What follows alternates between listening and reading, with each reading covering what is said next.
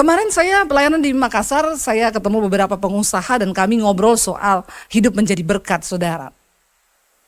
Lalu ada pengusaha yang tanya sama saya, kan saya bilang begini, dalam hidup ini kita terima uang berkat, itu tidak semuanya roti untuk kita makan, tapi di situ juga ada benih untuk ditabur.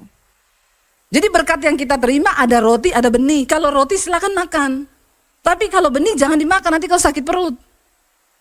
Ya, tapi orang Kristen semua dimakan, pikirnya biar kenyang. Ya, padahal benih itu harus ditabur. Lalu ada satu pengusaha yang tanya, Bu, sekarang saya mau tanya, bagaimana kita bisa membedakan ini benih, ini roti? Saya bilang kembali ke Alkitab aja, setidaknya keluarin dulu 10%. Nggak usah kau cari-cari ayat, di perjanjian baru udah ndak perpuluhan kok, itu orang pelit begitu itu.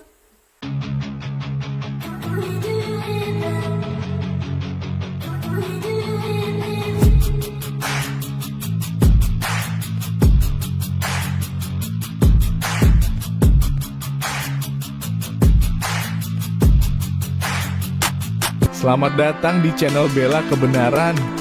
Kami hadir untuk memberikan informasi opini dan atau fakta terhadap situasi yang sedang terjadi. Mari dukung channel ini dengan cara menekan tombol subscribe dan bunyikan loncengnya. Terima kasih.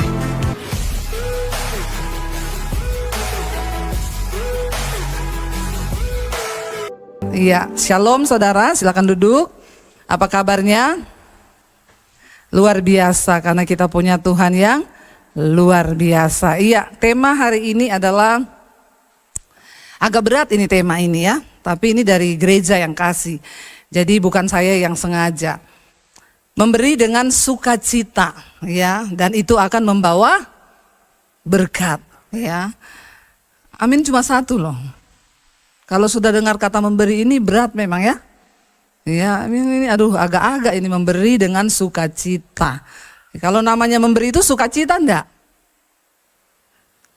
Menurut saudara kalau memberi itu sukacita enggak? Sukacita atau dukacita? Ya.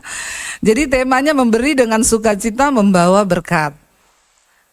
Saya pengen kita baca 2 Korintus pasal yang ke-9, ini juga ayat dari Gembala yang kasih ya. Tapi firman Tuhan itu walaupun keras, pedas, menampar, tapi itu adalah firman. Amin. Ya, dan itu akan menyelamatkan jiwa kita. Saya percaya itu saudara.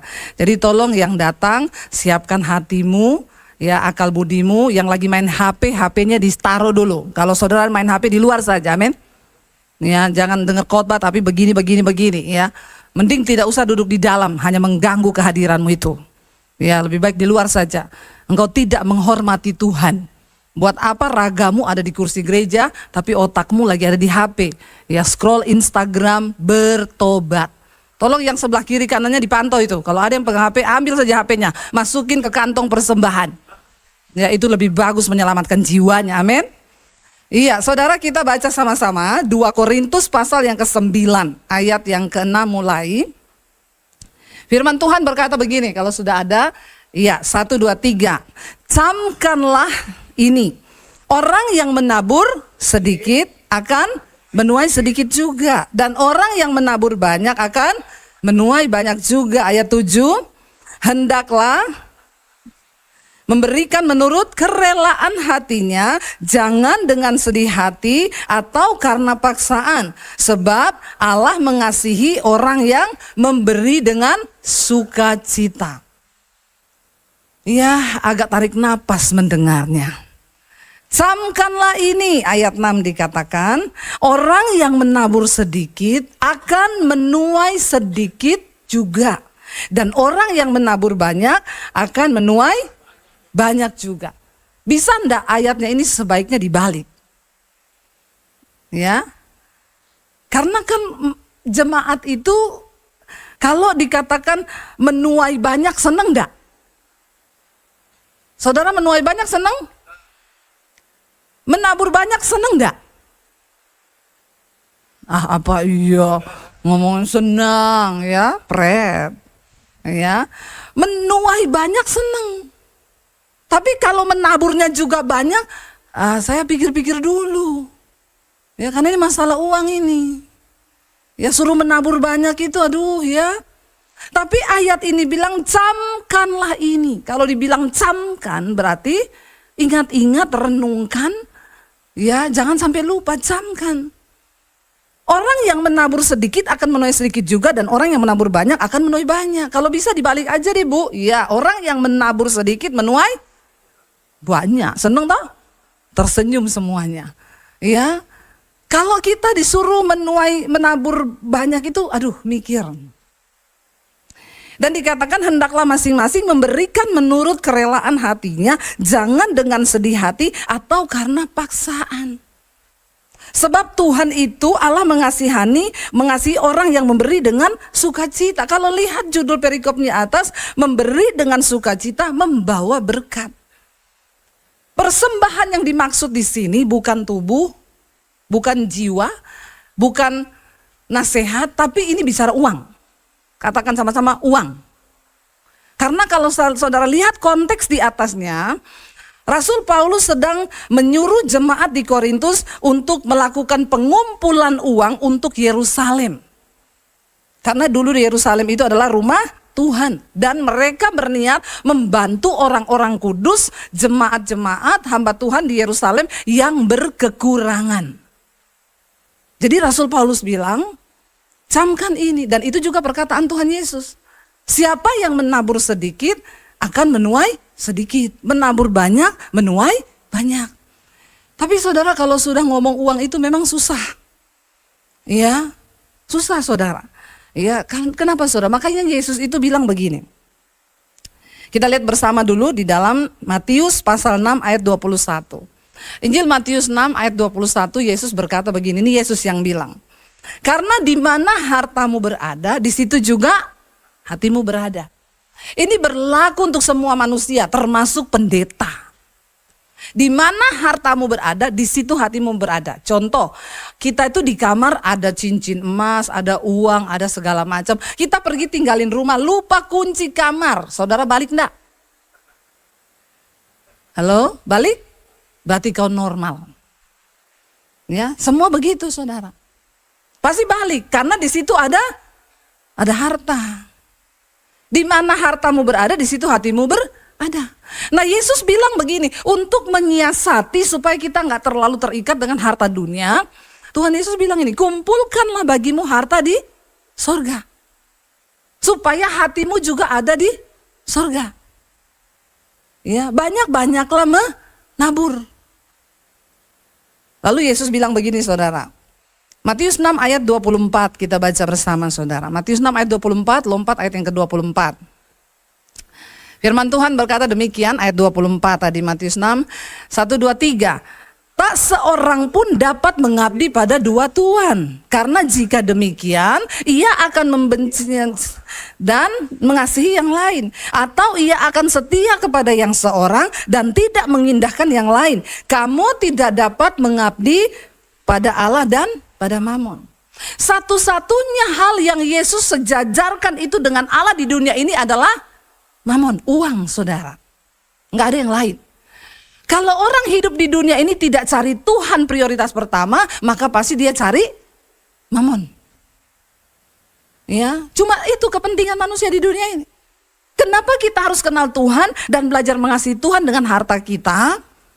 Karena kalau kita nggak sungguh-sungguh mengasihi Tuhan dengan harta kita, maka kita pasti akan mengasihi Mamon. Bahkan banyak orang sudah di dalam gereja, hatinya tetap mengasihi Mamon. Ya, itu terbukti ketika disuruh menabur.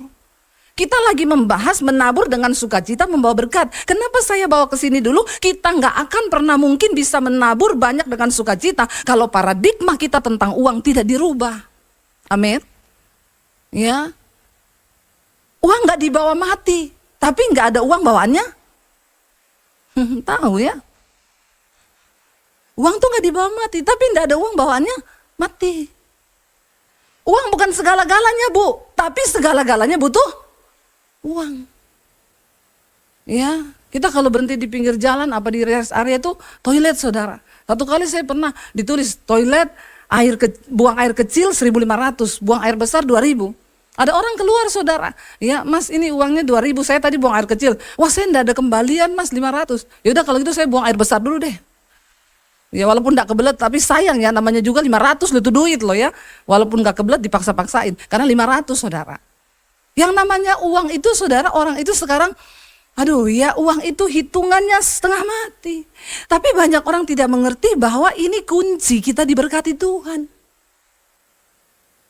Kalau kita genggam uang kita, ya mungkin saudara, kita rasa kita dapat semuanya. Tapi ketika tiba-tiba hilang, buat apa? Ya anak sakit, ya ini rusak, itu rusak, rumah rusak, mobil tabrakan. Itu belalang pelahap. Kemarin saya pelayanan di Makassar, saya ketemu beberapa pengusaha dan kami ngobrol soal hidup menjadi berkat saudara. Lalu ada pengusaha yang tanya sama saya, kan saya bilang begini, dalam hidup ini kita terima uang berkat, itu tidak semuanya roti untuk kita makan. Tapi di situ juga ada benih untuk ditabur. Jadi berkat yang kita terima ada roti, ada benih. Kalau roti silakan makan. Tapi kalau benih jangan dimakan, nanti kalau sakit perut. Ya, tapi orang Kristen semua dimakan. Pikirnya biar kenyang. Ya padahal benih itu harus ditabur. Lalu ada satu pengusaha yang tanya, Bu sekarang saya mau tanya, bagaimana kita bisa membedakan ini benih, ini roti? Saya bilang kembali ke Alkitab aja, setidaknya keluarin dulu 10%. Nggak usah kau cari-cari ayat, di perjanjian baru udah ndak perpuluhan kok, itu orang pelit begitu itu. Kenapa kita dilatih per 10? Seper-10 itu cuma latihan, kita ini mau nggak memberi, menabur. Sebenarnya yang kita punya itu 100, Tuhan punya 100%, bukan 10%. 100% milik Tuhan, tapi manusia rakus. Sekarang cari-cari ayat, kan itu di perjanjian lama, perjanjian baru enggak ada, hidupmu enggak akan diberkati, saudara percaya saya. Tuhan melatih kita cuma 10%, itu latihan dulu. Itu benih yang harus kau keluarkan, jangan kau makan sendiri. Kau enggak akan menabur, menuai kalau kau tidak mau menabur. Ya, nggak usah tegang mukanya, biasa aja. Giliran ngomong duit semuanya mukanya tegang loh saudara ya. Ini kebenaran saudara. Tarik dulu 10% itu. Lalu saya kasih ke siapa Bu? Enak aja nanti pendeta kaya. Terserah kau kasih kemana doa. Di mana Tuhan menuntunmu kasih. Yang penting keluar dulu. Melatih kita, melatih daging kita, melatih kalau manusia itu kalau nggak dilatih rakus. Ya, kadang bukan cuma uangnya orang juga mau dimakan. Iya Pak ya? Ya. Saya kemarin ketemu teman, kurus sekali ya sekarang. Iya Bu, kita ini pokoknya Senin sampai Sabtu kita puasa Bu. Pokoknya no karbo, no gula, no ini. Tapi kalau Minggu semua kita makan, termasuk teman, saudara, ya. Kita makan semua. Ini rakus saudara. Kenapa kau nggak diberkati? Karena kau nggak mau belajar. Coba belajar dulu, benih disisihkan. Saya nggak suruh saudara kasih sama saya, nggak usah. Saya sudah ada gaji dari YouTube. Nanti kalau saya khotbah begini tuh Bu Debbie supaya orang kasih sama dia tuh perpuluhan, pendeta, mata duitan, pret. Saya menyampaikan kebenaran saudara. 1/10 itu cuma latihan daging kita untuk kita bisa keluarin. Berani enggak saudara keluarin itu? Waktu kau keluarin doa, Tuhan ini saya mau kasih kemana Tuhan? Ya, saya mau kasih kemana? Tuhan tuntun saya kemana? Ya tempat yang benar. Kalau hatimu tulus dengan kerelaan dan sukacita, Tuhan akan tuntun kau kok kasih di tempat yang subur. Amin. Benar saudara, ayo kita belajar dulu dari situ. Karena ini rahasia firman Tuhan. Kita gak mungkin diberkati kalau kita gak melakukan. Ini soal keuangan. Ya, gadis bijaksana dan gadis yang bodoh itu bicara tentang uang loh. Mereka punya uang tapi mereka gak beli minyak. Uangnya dipakai untuk hura-hura, untuk apa yang lain. Ya ada juga yang dia tabung. Sampai Tuhan datang gak dipakai-pakai. Ya, saya lihat kemarin di TV. Ada yang ketangkep itu hampir 1 triliun. Siapa itu ya di rumahnya di bawah kolong tempat tidur ya. 900 miliar apa berapa itu. Hampir 1 T saudara itu baru bilang tidur beralaskan uang. Ngeri ya, ngeri loh saudara ya. Itu uang di bawah kasur itu gila itu. Waduh itu mamon hamba uang itu, kita perlu berdoa buat negara ini supaya para pejabatnya gak rakus, amin. Ya kita berdoa sungguh-sungguh saudara, uang itu jahat, uang itu setan. Kalau kita gak bertobat benar-benar saudara, uang itu bisa bikin orang hancur, bisa menghalalkan segala cara, merusak hubungan cuma gara-gara uang. Ya dikatakan di sini, Tuhan bilang kamu gak bisa. Kalau kau mengasihi uang, kau pasti tidak akan taat sama Tuhan. Kau pasti gak akan pernah menabur. Saya berkhotbah begini, kenapa? Saya bukan cuma berteori, saya belajar melakukan, saudara. Ya, belajar memberi dengan sukacita dari masih kecil dulu.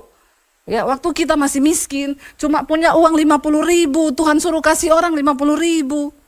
Penjual soto dekat gereja agama seberang datang, anaknya sakit, boleh nggak saya pinjam 50.000? Tinggal 50.000 hari itu. Suami saya tanya saya, kita kan uang tinggal 50.000, besok anak susu habis. Ini 23 tahun yang lalu waktu anak saya yang pertama masih bayi. Suami saya bilang begini, dia pinjam 50.000, saya bilang ya ampun kok yo nggak 20 loh. Kok dia tahu uang kita tinggal 50.000? Jam 10 malam ketok pintu rumah. Suami saya cari aman, dia bilang aku terserah kau loh ya. Wah ini bahaya saudara, supaya kalau besok kita nggak ada duit jangan salahkan saya, dalam hatinya dia begitu. Kalau kau bilang kasih, kasih aja. Tapi kalau kamu ngomong jangan, ya jangan. Pokoknya aku terserah kau.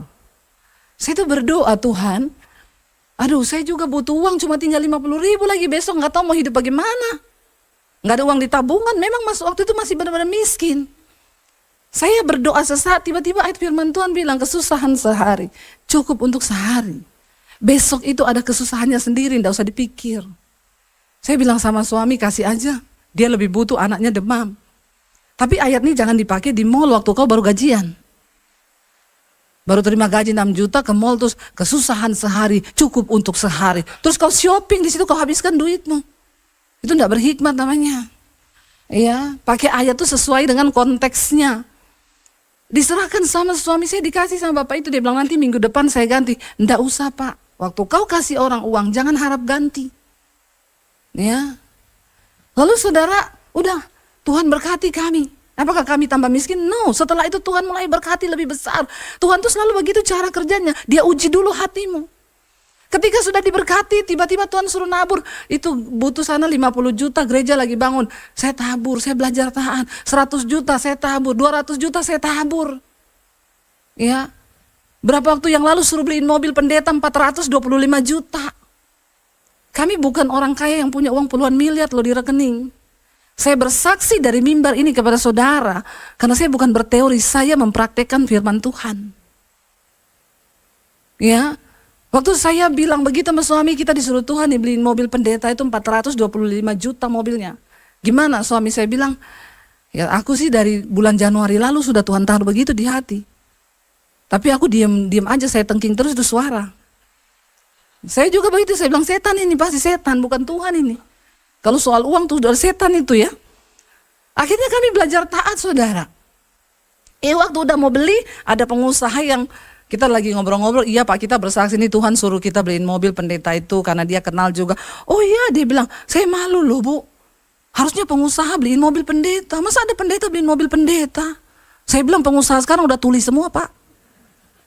Biarin aja. Lalu dia bilang, ya udah bu kalau gitu saya ikut ya separuh ya, kita paruhan. Tapi sikap hati kami sudah siap kehilangan itu 425 juta. Tuhan seringkali hanya menguji hati kita. Apakah kita taat, apakah kita rela? Ya, semakin kita bisa dipercaya mengelola keuangan, maka Tuhan akan bukakan pintu-pintu berkat. Waktu bangun sekolah misi, kami sisihkan uang 2 miliar saudara untuk pembangunan sekolah itu. Saya dengar ada yang bilang, itu Bu Debbie kan ada donaturnya dari mana, dari luar negeri, donatur saya Tuhan. Nggak ada satu orang pun yang menjadi donatur buat kami secara pribadi setiap bulan. Tidak ada saudara. Yang ratusan juta pembangunan sekolah. Saya dengar di luar ada orang ngomong, itu kan Bu Debbie ada si A bangunin dia sekolah. Siapa itu? Tolong datang sama saya. Nggak ada. Kami belajar taat, kami dapat uang berkat dari YouTube. Duit kami belum puluhan miliar. Tapi waktu Tuhan suruh, saya tanya sama Tuhan, visi saya ini apa Tuhan? Saya mau buka gereja atau apa? Tuhan bilang enggak, buka sekolah misi. Sekolah kan tuh anak-anak dari desa untuk jadi hamba Tuhan, jadi penginjil. Terus Tuhan dari mana uangnya? Yang ada sama kamu. Uang kita belum 10 miliar, belum 20 miliar. Pas-pasan. Kami ambil 2 miliar, kami sisihkan untuk pembangunan sekolah misi. Ya, dan itu tanah diserahkan bukan atas nama saya saudara. Kadang orang pikir, oh itu kan nanti jadi asetnya Bu Debbie. No, tanah itu dipinjamkan 10 tahun. Banyak orang bilang sama saya, ibu rugi loh bangun itu sudah habis 4 miliar lebih. Nanti kalau tanahnya diambil, ya berarti tugas saya sudah selesai. Mau diambil, mau ditarik silakan. Itu bukan punya kita kok. Itu cuma visi Tuhan. Sering kali kita akhirnya menjadi gelap mata karena kepengen aset. Ya.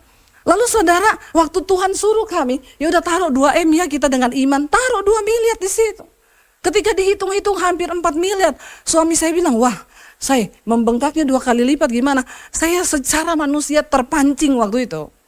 Dengan pikiran rekayasa saya bilang, udah tenang aja, nanti kan kita umumin di YouTube aja lah, pasti banyak yang nyumbang. Yang dengar misbah syukur saya tiap pagi hampir 100.000. Yang dengar misbah doa saya tiap malam 50.000. Bayangkan kalau saya suruh saudara, ayolah menyumbang, ini nomor rekening untuk pembangunan sekolah misi. Saudara hitung sendiri, kalau 1.000 orang ngasih 100.000, ketutup itu dalam waktu sekejap. Tapi ketika mau ditayangkan di YouTube, saya berdoa, Tuhan bilang silakan taruh nomormu. Karena dari awal kami pelayan di YouTube, kami tidak menaruh nomor rekening di layar. Jalan-jalan gitu ya, kolektor saudara bisa taruh di sini nomor rekening QRIS ya, semua itu muter-muter di layar. Gak ada saudara, karena saya berusaha tidak merekayasa berkat Tuhan. Saya percaya kalau Tuhan mau memberkati dari cara apa aja Tuhan sanggup kok. Lalu ketika waktu itu saya tanya sama Tuhan, Tuhan bilang, taruh aja nomor rekening itu. Kamu bisa dapat lebih dari yang kamu mau, bisa, sangat bisa. Tapi aku tidak ikut bekerja di situ. Karena kamu seperti Daud yang sudah mencoba menghitung kekuatanmu. Daud tahu dia menang bukan karena kekuatan pasukannya. Tapi Daud tetap berusaha mau hitung pasukannya. Tuhan bilang, enggak usah. Engkau tuh menang bukan karena pasukanmu banyak, tapi karena kuasaku. Hari itu saya bilang sama suami, jangan, enggak usah ditaruh. Kita lihat aja Tuhan bekerja. Dalam waktu 7 bulan pembangunan selesai. Ya, nggak ada satu orang yang jadi donatur yang terus-terusan, nggak ada saudara. Uang itu datang 50.000, 100.000. Jadi kalau ada omongan di luar sana, saya dapat donatur dari Amerika, dari mana, dari Belanda, itu omong kosong. Donatur kami itu Tuhan, Tuhan saudara. Ya, sampai detik ini nggak ada satu orang pun yang saya harus berterima kasih, sujud-sujud. Saya sujud sama Tuhan. Karena itu benar-benar Tuhan yang sediakan semuanya. Makanya sekali lagi saya ngomong di sini bukan berteori. Kalau saudara pengen diberkati, ayo lakukan firman. Amin. Ya, jangan berpikir saya cari uang ini kan dari usaha saya, dari kekuatan saya. Kau diberi sehat itu juga anugerah Tuhan loh. Kalau kita sakit kita nggak bisa kerja. Ya, semua itu karena Tuhan. Kau nggak bisa mengabdi pada Allah dan pada mamon, Tuhan bilang. Kasihi Tuhan supaya kita taat sama Tuhan. Kita lihat bersama satu ayat lagi di dalam Injil Matius ya. Matius pasal yang ke-6 ayat yang ke-38 saudara. Tuhan Yesus ngomong apa? Matius 6 ayat 38 di sana dikatakan demikian. Matius 6 ayat 38 1 2 3. Berilah ya, multimedia, minum kopi dulu ya. Iya. Lukas 6 ayat 38, maaf. Lukas 6 ayat 38. Lukas 6 ayat 38. Lukas 6 ayat 38. Baca bersama 1 2 3. Berilah dan kamu akan diberi. Suatu takaran yang baik, yang dipadatkan, yang digoncang dan yang tumpah keluar akan dicurahkan ke dalam ribaanmu, sebab ukuran yang kamu pakai untuk mengukur itu akan diukurkan kepadamu. Ya, orang Kristen sekarang maunya nabur sedikit, berkatnya banyak. Ya, banyak saudara. Makanya kalau ngasih kolektor nyanyinya persembahan kami sedikit sekali. Udah sedikit dia ngomong lagi, kiranya Tuhan terimalah dengan senang hati. Pret nggak? Kasihnya sedikit minta Tuhan terima dengan senang hati. Dibalas malaikat, berkat yang ku beri sedikit sekali, kiranya engkau terimalah dengan senang hati juga. Ini rahasia yang besar untuk kita diberkati Tuhan. Apalagi di akhir zaman ini. Ya, di saat semuanya menjadi sulit, orang pengen cepat kaya. Kalau kita nggak melakukan firman, dari mana saudara kita percaya bahwa hukum Tuhan, firman Tuhan itu yang paling benar. Tidak ada hukum lain di atas hukum firman Tuhan. Dan ini pasti terjadi. Kalau hukum dunia berkata, simpan sebanyak-banyaknya. Ya, keluarkan sekecil-kecilnya. Tapi Alkitab bilang, ya, takaran yang kau pakai untuk mengukur, itu diukur. Kaya atau miskin ya seseorang di hadapan Tuhan, tidak pernah dinilai dari barang yang kau pakai. Mobil yang kau pakai, rumahmu, enggak. Dari taburanmu. Itu yang dilihat Tuhan dari sikap hati kita. Ya, sampai hari ini kami tidak berkekurangan, semakin diberkati Tuhan. Ya, kita belajar peka. Ya, ada puluhan hamba-hamba Tuhan yang setiap bulan kami bisa berkati. Saudara, dari mana? Ya, kalau dari kekuatan kami apakah bisa? Dan Tuhan sedang mencari orang-orang yang bisa dipercaya untuk menjadi bendaharanya di dunia ini. Tapi kalau kita cuma sibuk mikir buat diri kita sendiri, beli terus barang brand, borong terus tiap bulan, tiap minggu, menabur 5.000. Banyak itu saya lihat begitu orang-orang kaya itu. Ya, tasnya Dior. Ya, tasnya LV, tasnya Hermes. Ya, menaburnya ya Allah, subhanallah. Bertobat loh saudara, benar ya. Sorry, kau kaya itu bukan dinilai dari apa yang kau pakai. Tuhan mengukur takaran hatimu itu. Dan sekarang banyak orang kepengen cepat kaya. Kemarin saya dengar di daerah Jawa Tengah ada saudara, penipuan baru. Ada YouTube-nya ada. Orang ini masuk, dia mengaku-ngaku orang kaya, punya banyak perusahaan di mana-mana. Jadi dia tawarin orang untuk ya yang mau dapat saham dari perusahaannya. Ya kamu setor berapa nanti akan dapat saham. Ya, jadi pertama dia masuk itu dia pura-pura jadi donatur dulu. Gereja-gereja disumbang, paling banyak korbannya itu pendeta dan orang Kristen yang bodoh-bodoh. Yang pengen cepat kaya. Saya lihat pengajarannya saudara di YouTube ada. Dia bilang begini, pengajarannya itu begini. Saudara, kamu tuh gak perlu berdoa-doa minta-minta uang atau bekerja keras untuk dapat uang. Karena sesungguhnya Tuhan itu sudah menciptakan uang itu. Uangmu itu ada tapi masih di tangan-tangannya orang. Uangmu itu ada tapi masih ada di bank. Jadi kau harus undang uang itu. Caranya gimana? Dia ajari orang pegang uang 100 ribu. Ya, ini benar-benar saudara, saya nonton YouTube-nya. Pegang uang 100 ribu baru ngomong begini. Hai uang, ajaklah teman-temanmu. Uangku yang masih ada di dompetnya orang-orang itu. Uangku yang masih ada di bank-bank manapun. Datanglah, bawalah teman-temanmu dalam nama Yesus. Enak banget ya saudara ya. Kata tuyul begini, langkahi dulu mayatku. Tuyul aja kerja cari duit. Kau cuma panggil, undang dia. Makin banyak orang gila saudara hari-hari ini. Yang kena itu pendeta-pendeta, orang-orang Kristen nyatur duit ke dia saudara. Baru-baru saya dengar. Ya ngasih 1M 500 juta, sekarang dia menghilang. Saya bilang panggil aja, hai orang gila, datanglah bawa uangku. Aduh saudara, tapi orang-orang yang ketipu-ketipu gitu banyak orang pelit-pelit memang. Ya, makanya kau jangan pelit loh. Alkitab bilang yang masuk neraka itu bukan cuma orang berzina, selingkuh, bukan cuma orang homo, orang lesbi, orang kikir tidak mendapat bagian dalam sorga. Bilang kanan kirimu, jangan pelit-pelit kau nanti tidak masuk sorga loh. Ya, kasih tahu saudara, benar nih serius nih. Ya serius. Saya memberi dengan sukacita, dengan senang hati itu bisa terjadi kalau kita ini punya pandangan, punya perspektif yang benar tentang uang. Ya, kalau kita salah memandang uang, maka itu jadi hamba. Kita diperhamba sama uang itu. Sehingga kita melakukan segala sesuatu itu hanya demi uang, sehingga kita lupa. Ya kau tahan uangmu, nanti bocor kemana-mana. Ya sakit harus keluar 500 juta. 1M. Wah saya kalau dengar orang sakit, bangga loh saudara. Iya bu, saya tuh kemarin sakit habis 1M loh. Ya saya kemarin sakit ratusan juta, saya bilang sama suami saya nggak rela loh duit saya tuh buat bayar rumah sakit. Suami saya bilang, ya udahlah saya anggaplah, ya bersyukur loh kamu sakit kita ada duit. Ya tapi saya nggak rela loh. Ya, saya nggak kasih tahu siapa-siapa saya sakit. Tiba-tiba keluar rumah sakit ada ibu yang WA, loh bu, ibu itu kemarin masuk rumah sakit tuh. Iya bu, kenapa? Kok nggak ngomong-ngomong saya? Ya ngapain saya ngomong-ngomong?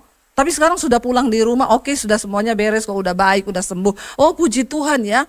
Terima kasih perhatiannya bu, iya. Tiba-tiba kirim bukti transfer, ganti ongkos rumah sakit. Saudara, waktu kau sungguh-sungguh dengan Tuhan soal keuangan, Tuhan tuh enggak rela juga loh uangmu bocor kemana-mana. Enggak ada belalang pelahap. Ya, sebab kau bisa dipercaya mengelola uang. Amin. Enggak usah tegang gitu mukanya. Ya, bertobat saja kalau hari ini tertemplak. Ini bukan saya yang bikin ini ayat ya. Tadi pagi saya baca ayatnya Pak Konrad. Berat nih. Berat tema ini. Ya, ini tema yang paling jarang dikotbahkan oleh pendeta. Karena takut jemaat tersinggung. Kalau saya memang sengaja saya singgung.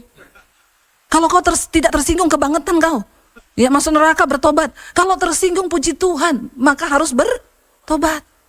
Tidak ada jaminan pemeliharaan Tuhan di akhir zaman selain kita tuh melakukan firman. Ada jalan-jalan yang akan Tuhan bukakan karena Dia berjanji.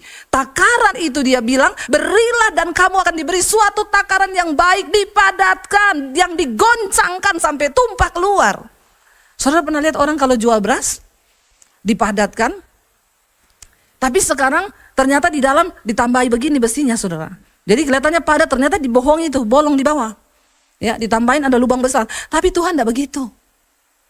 Itu orang curang, tapi Tuhan tidak begitu. Kalau Dia bilang dipadatkan, digoncang-goncang sampai tumpah-tumpah keluar, itu akan dicurahkan ke dalam ribaanmu.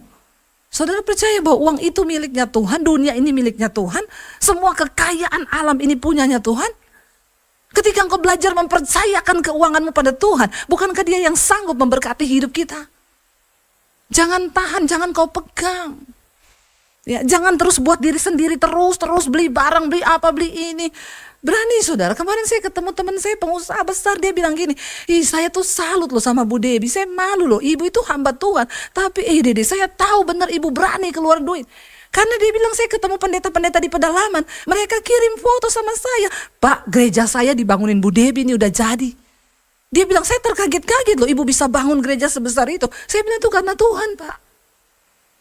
Waktu kita bisa dipercaya, maka Tuhan akan dikatakan di janji Tuhan, tumpah keluar saudara.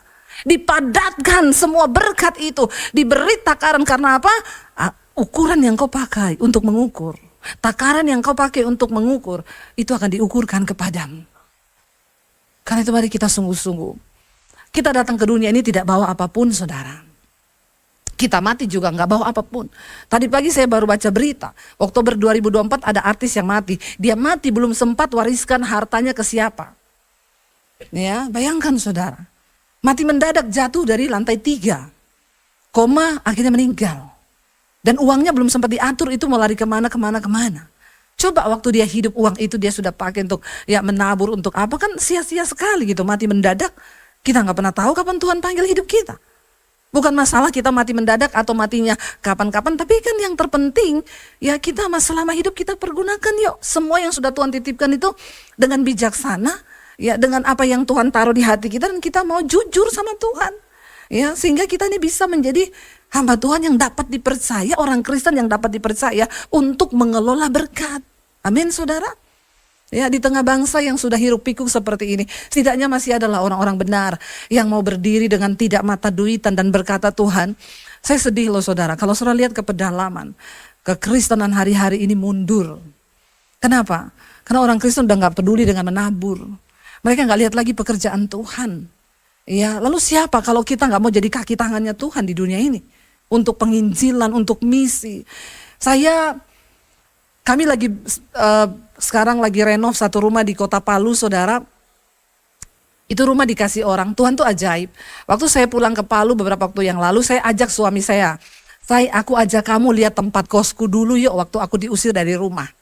Biar kamu lihat, ya aku tuh pernah tinggal di situ dulu. Kita pergi lihat lah. Ini loh tempat kosku dulu di sini. Tiba-tiba saat kami berdiri di tempat kos itu, di hati saya tuh muncul ting, Tuhan taruh. Cari rumah-rumah bekas di kota Palu ini untuk dijadikan satu pos pelayanan. Ya, nanti Tuhan yang akan menuntun. Lalu saya bilang sama suami, kita cari rumah-rumah bekas di Palu ini untuk kita bikin pos pelayanan. Kenapa? Karena kota Palu ini adalah kota di mana Tuhan banyak bicara sama saya dulu. Jadi saya percaya ada sesuatu lah, ya udah kita cari ya. Ngomong begitu saudara, nggak berapa lama ada orang WA. Shalom Bu Debi, saya punya rumah di Palu. Saya pikir dia mau jual rumah ini. Oh iya Bu, kenapa? Saya itu baru 2 minggu dapat khotbahnya Ibu. Tapi saya dijamah Tuhan. Rumah itu sudah lama mau saya kasih untuk pelayanan. Tapi ketemu orang nggak sreg, mau kasih ke sini nggak sreg. Tapi waktu saya dengar khotbah Ibu, tiba-tiba Tuhan tuh taruh di hati, kasih ke orang ini rumah itu. Dia ajak saya ketemu, besok minggu Ibu bisa ketemu saya nggak di Pondok Indah? Oke Bu, kita ketemu ya. Begitu ketemu, dia udah bawa sertifikatnya, PBB-nya Bu, bawa pulang ini. Saya bilang Bu, nggak kayak gini caranya loh. Ini harus diselesaikan depan notaris dan lain sebagainya. Nggak, ibu bawa aja dulu, pokoknya please bu. Karena waktu saya dan suami sudah berniat kasih rumah ini ke ibu, itu yang WA kami mau beli rumah itu banyak sekali. Saya takut tergoda. Oh gitu, ya udah saya simpan dulu ya bu. Akhirnya kemarin itu kami baru sempat pulang dari tahun lalu loh. Saya baru sempat pergi ketemu notaris di Palu kemarin. Kami pergi lihat renov. Tuhan taruh di hati buat apa rumah itu? Kami akan buka LPK, saudara, lembaga pelatihan kerja. Sekarang banyak orang kehilangan pekerjaan. Tapi mereka mau mulai sesuatu, mereka tidak punya keahlian. Jadi kami mau buka LPK ngajar seperti yang ada di sekolah misi saya hari ini. Mereka diajar bikin roti, bikin potong rambut, pijat refleksi, membuka lapangan pekerjaan. Ya, agar mereka tuh bisa langsung ya mengajar bikin kopi, mereka bisa jualan kopi murah-murahan di pinggir jalan dan itu gratis. Itu yang Tuhan taruh di hati kami. Waktu kami mau berkata iya, akhirnya kami renov, ketemu orang-orang tuh kayak Tuhan tuh pertemukan. Ada satu bapak di Palu, bu anak saya tuh barista, dia lulusan dari luar negeri. Ya nanti kita kerjasama, anak saya yang akan ajar untuk orang di situ bikin kopi. Dan itu kami punya sertifikat untuk ASEAN bu. Jadi ketika dia lulus dari situ nanti langsung bisa kerja di hotel, di mana. Yuk saudara, selama kita hidup, yuk kita berguna yuk. Untuk sesuatu yang lebih besar bagi bangsa ini, amin. Amin. Ya itu berguna saudara. Ya mereka bilang, bu ini kalau di luar kami bayar untuk les bikin roti aja tuh mahal loh bu. 2 bulan itu bayar jutaan. Ya dan ini kami buka untuk umum, bukan hanya untuk orang Kristen. Ya supaya mereka bisa melihat terang Kristus. Gereja harus pergi keluar. Apa yang saya merasa terus tidak cukup saudara. Orang tanya ibu tuh masih kurang sibuk, ya masih kurang. Ya kita nih di Jakarta tuh cuma datang pulang, terbang pergi. Nggak apa-apa saudara, selama kita masih hidup dikasih kesehatan, ayo kita lakukan sesuatu yuk. Pikirin sesuatu yang berguna bagi banyak orang. Di tengah orang kehilangan banyak lapangan pekerjaan tidak ada. Yuk saudara, jadilah saluran berkat, amin. Memberi dengan sukacita. Ya, kalau kau bergereja, ya taburlah di gereja, saudara. Jangan pelit. Karena gereja itu juga sekali ibadah butuh untuk operasional tuh banyak loh, saudara. Saya nggak perlu curhat di sini karena saya bukan gembala. Tapi saya tahu saya pakai Citycon itu setiap bulan sekali untuk onsite. Untung gratis. Kalau nggak gratis itu sewa sekali pakai 70 juta. Ya, kolektor yang masuk berapa? Saya bilang sama suami, kita kalau harap kolektor dan buka ini disewa, maka minus setiap kali ibadah. Jadi jangan punya pikiran yang gini, kalau saya menabur di gereja enak itu pendeta jadi kaya dong.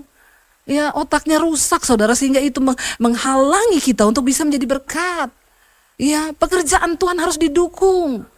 Ya, supaya gereja semakin maju, kekristenan semakin maju, penginjilan, misi berjalan. Anak-anak sekolah misi kami sekarang sudah ada yang di pedalaman Kalimantan loh. Jadi guru agama Kristen di sana. Mereka mulai buka perintisan. Ya, dan nanti bulan Juli ini tamat yang angkatan ketiga, udah masuk angkatan keempat. Tuhan itu ajaib, saya tidak pernah berkekurangan. Saya tidak pernah minta proposal. Tapi ketika kita menjadikan Tuhan donatur, selain donatur dilarang mengatur. Ya, donatur kita siapa? Tuhan Yesus, Tuhan donaturmu. Jadi yang berhak mengatur hidup kita siapa? Tuhan, ya. Ayo saudara, jangan buang waktu untuk hal-hal yang sia-sia hari-hari ini. Lari di ladangnya Tuhan, kerjakan banyak hal yang bisa kita kerjakan. Selama dikasih kekuatan, ayo kita berlari. Supaya waktu kita menghadap Tuhan kelak, dia lihat kita dapat dipercaya sebagai orang-orang yang ada di dunia ini, amin. Dan kalau kita bisa dipercaya dalam hal keuangan, saya percaya dia akan bukakan, dia curahkan. Saya undang para imam musik maju, tingkap-tingkap dibukakan, takaran kita dipadatkan kata Tuhan. Kita bangkit berdiri bersama.